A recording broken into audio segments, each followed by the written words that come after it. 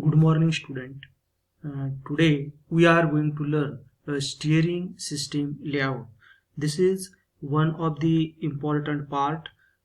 In this, we are going to learn the importance or the location of the each part in the steering system. Okay. Before that, we will revise what we have learned during the last lecture or video. We have just started the steering. What is steering? The main function of the steering is to achieve the angular motion of the front wheel to negotiate a turn, and it is having a linkage with the steering gear which converts rotary motion of the steering wheel into the angular motion of the front wheel. This is the primary function of the steering. When the vehicle is on the road and it is moving, it is expected that the wheel should roll freely. It should not have sliding resistance. It is never desirable. But the steering ensures there should be a good rotary or rolling is expected due to this steering. And the secondary function of the steering is to provide directional stability, to provide perfect steering condition, and to facilitate ahead recovery after completing a turn. Okay, and to minimize tire wear. Okay, so and next we have seen the requirement of the steering system. First, it should multiply the turning effort applied on the steering wheel by the driver. You should get a good mechanical advantage in steering. It is expected, as well as to certain extent it should not be irreversible. In other words, when there are rods or shocks on the wheel, it should not be transmitted to the driver's hand. Okay, this is second requirement of the steering wheel. And the third, the mechanism should have self-rightening effect. When the driver releases the steering wheel after negotiating the turn, the wheel should try to achieve straight ahead position. These are the three requirements of the steering. Just we will see here a steering mechanism in 3D drawing is shown. First, we will see the each part and its detail. As we know, the steering wheel. This steering wheel is a wheel which is welded steel ring with a small hub and the spoke. In this figure, this is the small hub and these are the spokes, and it is coated with a smooth hard polymetric material. Okay, this around this wheel, this polymetric material is provided for the easy gripping for the driver's hand, and this steering wheel looks ergonomically good as well as aesthetically good. And at the center of the wheel there is logo of that particular company. Okay, and the inclination of the steering wheel is given to its axis of rotation makes with the horizontal. Okay, the axis of the rotation that makes with the horizontal is known as steering angle. Okay, inclination of the steering wheel, and this steering wheel is said to be fixed when this angle is fixed and cannot be varied. But in modern days, this height is a variable to suit the convenience of the driver. Okay, so that it is adjustable steering. You will observe in many modern cars there is a adjustable steerings. Okay, now we will see this second part is a steering column or a steering shaft. First we will see the steering column. This steering column or the outer tube is a hollow pipe supported at its middle point on a bracket attached to the dashboard. One end of the column is fixed to the steering gearbox. Here is a gearbox. This is the column. The one end is fixed to the steering gearbox, and the other end near to the steering wheel hub. It houses a bearing in which a steering shaft or rod rotates.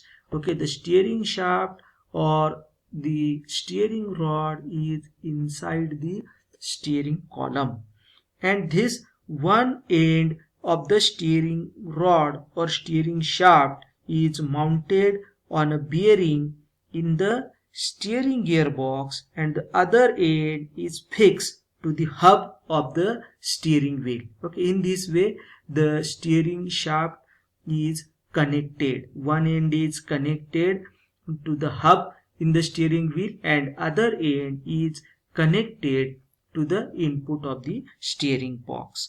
Okay, the second, the turning moment of the steering wheel is transmitted through this steering shaft, and this rotary motion is given as an input to the steering gearbox. The long steering shaft is made up of good steel quality and is capable to withstand continuous twisting in both right and left direction due to steering effect.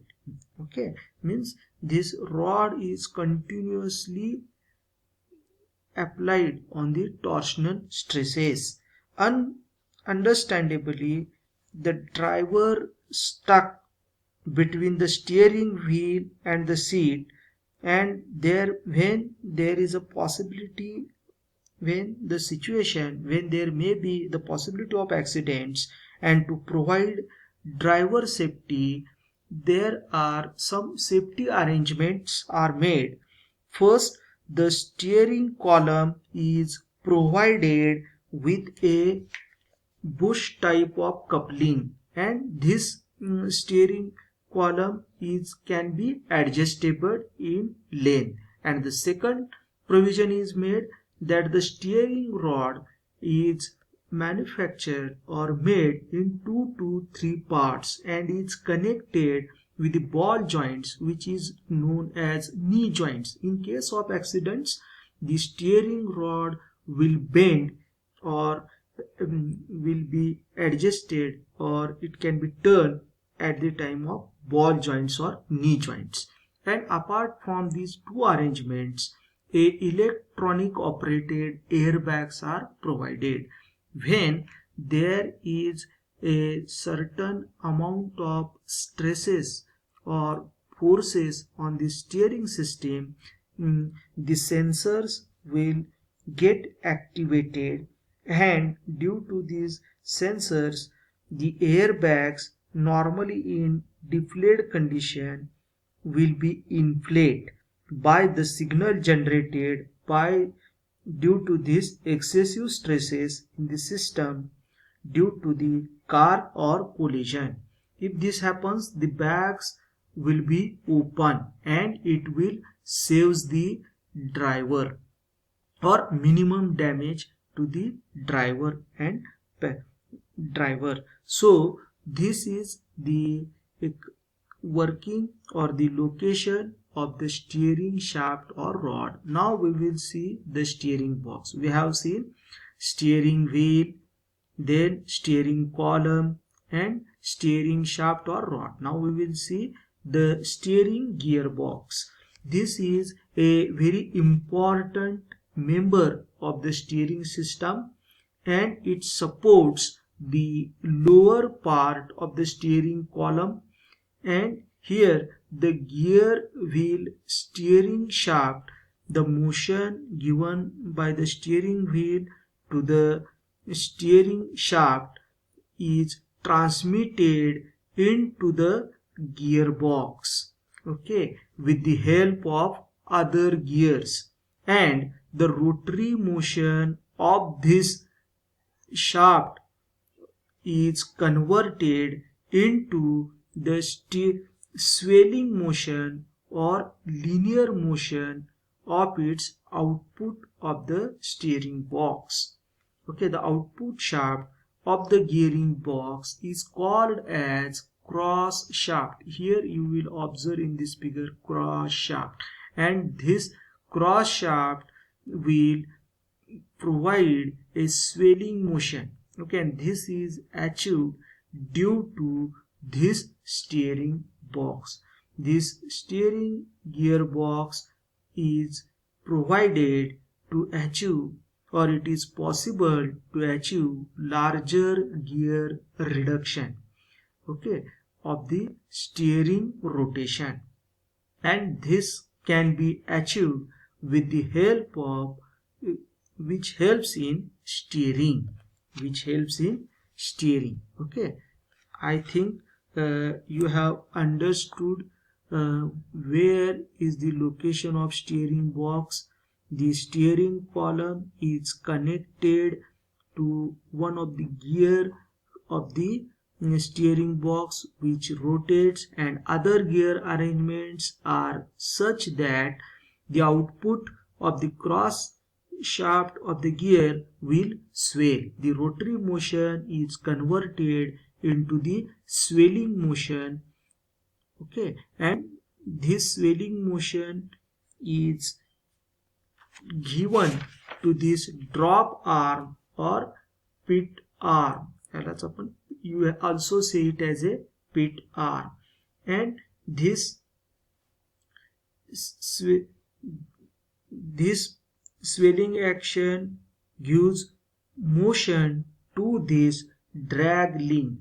This drag rod or a link rod is a rod which is made up of steel, and which one end is at the drop arm and other end is at the link rod arm, okay. And this drag link or link rod converts swelling motion of the drop arm or pitman into the reciprocating motion or the linear motion. And the next part is a link rod arm which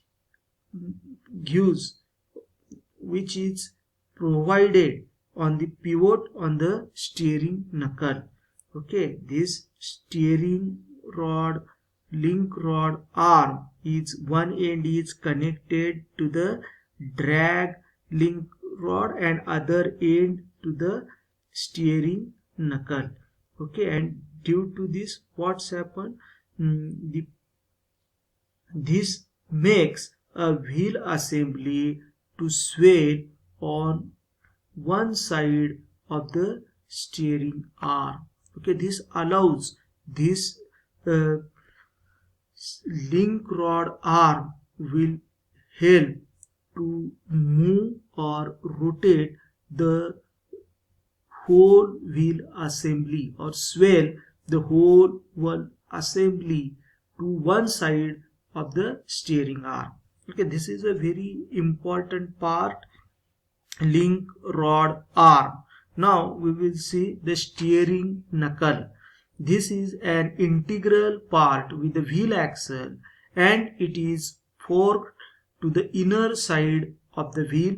The upper finger of the steering knuckle is connected to the one end of the link rod arm and other end to the track rod arm, Okay, so we will see next in the wheel